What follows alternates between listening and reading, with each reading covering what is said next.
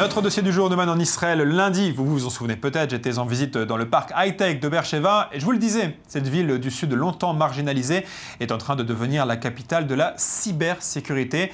C'est en tout cas le souhait du gouvernement israélien, car les enjeux sont réels. C'est une véritable guerre qui est en train de se jouer, à la fois d'un point de vue économique, mais également militaire, puisqu'aujourd'hui, des unités de l'armée israélienne se consacrent entièrement au développement de cyberfrappes contre des objectifs ennemis et à la protection des intérêts israéliens sans cesse menacés.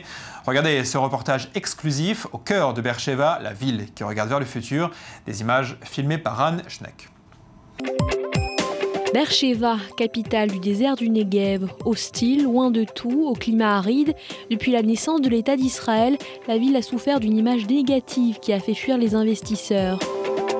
Aujourd'hui, la donne est en train de changer. Entre investissement de l'État dans les transports et arrivée en masse de nouveaux étudiants dans la ville, Beersheva se développe à vitesse grand V. Yehuda Haddad, président depuis 9 ans de la faculté d'ingénierie Sami Shanoun, a vu la région se développer sous ses yeux. Au cours de mes premières années en tant que président de la faculté, la ville était dans une situation de statu quo, elle n'allait nulle part. Mais je dois dire qu'aujourd'hui, la ville de Beersheva n'a jamais aussi bien porté son nom. C'est la ville des opportunités en Israël. La porte du Negev est à un tournant historique de son histoire. Le gouvernement veut faire de Beersheva la capitale de la sécurité Internet. Nous avons fait une nouvelle loi sur l'investissement ainsi que plusieurs programmes pour favoriser le développement du high-tech, l'industrie des nouvelles technologies en Israël et plus particulièrement dans les périphéries et le Negev. Et nous voyons en effet que pour la première fois, des industries high-tech ouvrent des bureaux loin du centre du pays, à Beersheva.